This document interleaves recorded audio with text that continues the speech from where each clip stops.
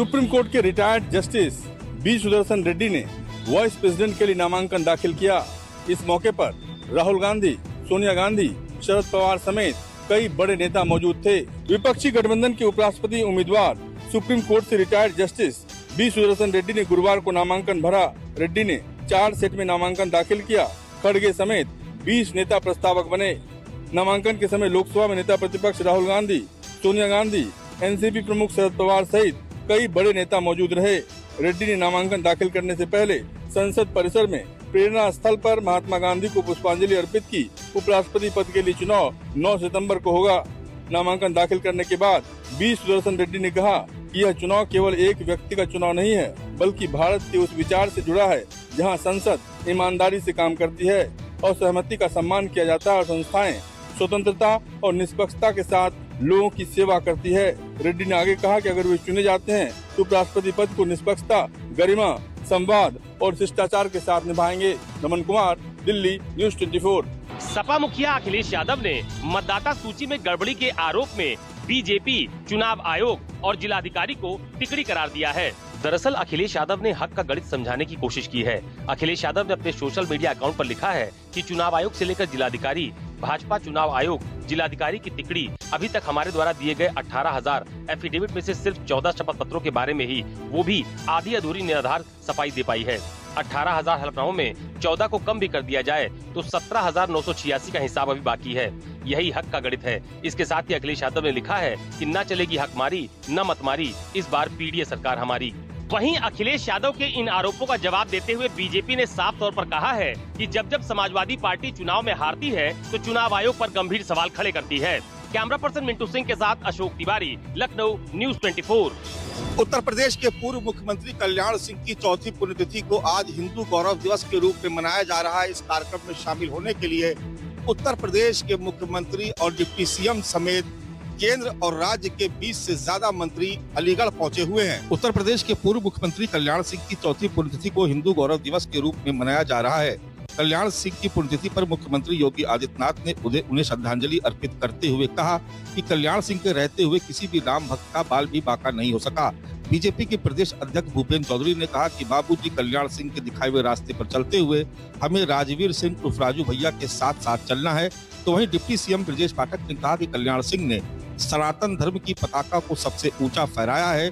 उन्होंने अपनी सीएम की कुर्सी को छोड़कर राम मंदिर की ओर कूच किया था और आज यहाँ पर मौजूद जनता उनके प्रति सम्मान को दर्शाती है। अलीगढ़ हमेशा से ही पश्चिमी उत्तर प्रदेश में हिंदू मतों के ध्रुवीकरण का सबसे बड़ा केंद्र रहा है और बीजेपी हमेशा से यहाँ से अपने हिंदुत्व के एजेंडे को धार देती रही है। कैमरा पर्सन धर्मेंद्र कुमार साहू के साथ माना श्रीवास्तव, न्यूज़ 24। बिहार की राजधानी पटना के बापू सभागार में आज अल्पसंख्यक संवाद का कार्यक्रम रखा गया था। बिहार राज्य मदरसा बोर्ड के शताब्दी समारोह के मौके पर यह कार्यक्रम रखा गया था। इस कार्यक्रम में मुख्यमंत्री नीतीश कुमार ने शिरकत किया और लोगों को संबोधित करते हुए कहा कि मैंने 20 सालों में अल्पसंख्यक समाज के लिए कई काम किए हैं। मुख्यमंत्री नीतीश कुमार जब अपना संबोधन कर निकल रहे थे, उसी समय कुछ लोग जो हैं वो अपना ज्ञापन मुख्यमंत्री को सौंपना चाहते थे, लेकिन पुलिस ने उन्हें रोक दिया और उसके बाद वो सभी लोग हंगामा करने लगे। कुछ देर के लिए जो कार्यक्रम स्थल था वहां पर अफरा तफरी का माहौल बन गया। हालांकि मुख्यमंत्री के कहने के बाद पुलिस ने उनके यानी जो लोग ज्ञापन अपना देना चाहते थे उनका ज्ञापन पुलिस ने लिया और मुख्यमंत्री को दिया। मुख्यमंत्री ने सभी का ज्ञापन पढ़ने के बाद उन्हें भरोसा दिया कि आपकी मांगों पर हम गौर करेंगे। कैमरामैन ऋषि के साथ सौरभ कुमार, पटना, न्यूज़ 24। पश्चिम बंगाल में 2026 के विधानसभा चुनाव के पहले बीजेपी पार्टी एक नई रणनीति बना रही है और मुख्यमंत्री ममता बनर्जी एक महिला मुख्यमंत्री हैं और बीजेपी पार्टी हमेशा से केंद्र में महिलाओं को सम्मान देने के लिए महिलाओं को लेकर आगे चुनाव लड़ती है और वही बंगाल में इस बार करने जा रही है। यानी हर ब्लॉक स्तर पे एक महिला जो बीजेपी के कार्यकर्ता है उनको जिम्मेदारी दिया गया है कि 50 महिलाओं को प्रत्येक महिला यहाँ पे जोड़े और 50 महिलाएं 200 महिलाओं को जोड़ेगी। यानी ये आंकड़ा करीबन 2026 के विधानसभा चुनाव के पहले 1 लाख महिलाओं का पहुंच जाएगा और कोलकाता के ऐतिहासिक ब्रिगेड पैरेड में सभा किया जाएगा, जहां महिलाओं के नेतृत्व में महिलाएं आगे बढ़ चढ़कर हिस्सा लेंगी। यानी 2026 के विधानसभा चुनाव के पहले बीजेपी महिला की अस्मिता की बात कर रही है, महिला सुरक्षा की बात कर रही है, हिंदुत्व की बात कर रही है।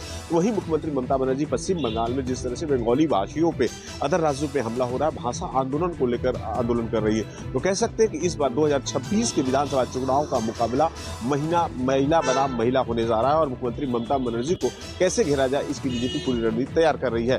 कैमरा के साथ मनोज पांडे, न्यूज़ 24 कोलकाता।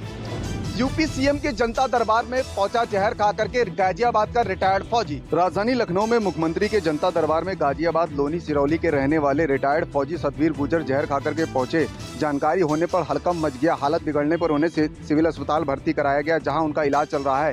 रिटायर्ड फौजी ने लोनी से विधायक नंदकिशोर गुर्जर पर आरोप लगाते हुए कहा कि मुझे जान का खतरा है, मुझे प्रताड़ित किया जा रहा है। नंदकिशोर गुर्जर ने अप्रैल में एक कलश यात्रा निकाली थी। लोनी विधानसभा में नंदू टैक्स वसूला जा रहा था, जिसका मैंने सोशल मीडिया पर विरोध जताया था। तब से उन्हें परेशान किया जा रहा है। सतवीर का आरोप है कि विधायक से उनकी जान को खतरा है। यहाँ आपको ये भी बता दें, सतवीर गुर्जर को क्रिटिकल केयर यूनिट में रखा गया है। उनकी हालत सामान्य है। पुलिस आगे की पूछताछ करके कार्रवाई करेगी। कैमरा पर्सन मिंटू सिंह के साथ मनोज पांडे, लखनऊ न्यूज़ 24। अंतर्राष्ट्रीय स्पेस मिशन से लौटने के बाद ग्रुप कैप्टन सुमांशु शुक्ला ने आज एक प्रेस कॉन्फ्रेंस किया और कई अहम जानकारी मीडिया के साथ साझा किया है। आपको बता दें कि गगनयान मिशन पर अब तक हुए काम को लेकर इसरो ने एक प्रेस कॉन्फ्रेंस किया था। इस मौके पर सुमांशु शुक्ला ने कहा कि क्रू ड्रैगन में कैसे ट्रेवल करना है और इसे लेकर हमें बेहतर ट्रेनिंग दी गई थी। इस मिशन पर मेरा काम मिशन पायलट का था, मुझे कमांडर के साथ मिलकर काम करना था। क्रू ड्रैगन के साथ कुछ होता है तो वो मेरा काम था। हमने 2 सप्ताह जो ऊपर बिताया उसे हम अलग अलग काम करते थे। हमने उस दौरान आप लोगों के लिए कई तस्वीरें भी ली हैं। इस मिशन के लिए हमें अलग अलग जगह ट्रेनिंग दी गई थी। हम जापान भी गए थे। एक भारतीय नागरिक के तौर पर इस मिशन पर जाना मेरे लिए गर्व की बात थी। इसरो प्रमुख ने गगनयान मिशन को लेकर कहा कि इस मिशन के हर स्तर पर हम तेजी से काम कर रहे हैं। मुझे ये भी बताने में खुशी हो रहा है कि हम इस प्रोग्राम के लिए 80% का काम पूरा कर चुके हैं, जबकि 20% मिशन को अगले साल मार्च तक पूरा कर लिया जाएगा। आपको बता दें कि भविष्य के चैलेंज को देखते हुए ग्रुप कैप्टन सुमांशु शुक्ला ने कहा है कि वो युवाओं को इसरो के प्रति ज्यादा से ज्यादा जागरूक करेंगे। कैमरा पर्सन राणा विनाश के साथ पवन मिश्रा, न्यूज़ 24 दिल्ली।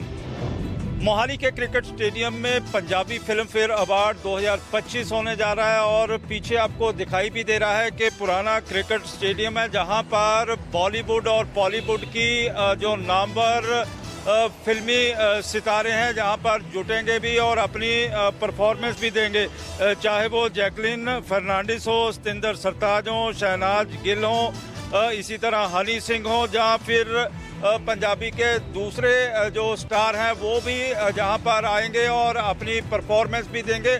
और इसी के चलते ही जो आयोजन है, आयोजन के लिए जो तैयारियां हैं, तैयारियों को अंतिम रूप भी दिया जा रहा है और वहीं पर सभी की निगाहें इस फिल्म फेयर अवार्ड 2025 के ऊपर लगी हुई हैं और यहाँ पर भारी तादाद में जो दर्शकों के बैठने के लिए आयोजकों द्वारा प्रबंध भी किया गया, क्योंकि इससे पहले यहाँ पर इंटरनेशनल और नेशनल क्रिकेट के मैच होते थे, लेकिन ये पहली बार होगा कि इतना बड़ा जो आयोजन है इस क्रिकेट स्टेडियम में होने जा रहा है। कैमरामैन अजय राणा के साथ विशाल इंग्लिश, न्यूज़ 24 चंडीगढ़। हिमाचल प्रदेश में एक और जहां बरसात का कहर जारी है, वहीं प्रदेश में सड़कों की खराब हालत के कारण बागवान मंडियों तक सेब की फसल नहीं पहुंचा पा रहे हैं। बरसात की मार सेब के दामों पर भी पड़ना शुरू हो गई है। भारी बारिश के चलते इन दिनों कुल्लू से मंडी सड़क पर सफर करना जानलेवा बना हुआ है। बीते 4 दिनों से इस सड़क पर लगातार लैंडस्लाइड हो रही है, जिसके चलते यहाँ पर बाहरी राज्यों की ओर से आने वाली कई गाड़ियाँ भी फंसी हुई है। कुल्लू में सड़क के बार बार बंद होने का बुरा असर सेब सीजन पर भी पड़ा है। इस साल सेब सीजन की शुरुआती दौर में मंडियों में बागवानों को सेब के दाम 200 रुपए प्रति किलो के हिसाब से मिल रहे थे, लेकिन कुल्लू मंडी सड़क पर हो रहे लैंडस्लाइड के कारण सेब के दाम गिर गए हैं। अब ये दाम 30 रुपए से 50 रुपए प्रति किलो मिल रहे हैं। खराब मौसम के कारण ना तो व्यापारी कुल्लू की मंडियों का रुख कर पा रहे हैं और ना ही कोई ड्राइवर यहां आने का खतरा मोल ले रहा है। बता दें कि हिमाचल प्रदेश में बारिश का तांडव जारी है।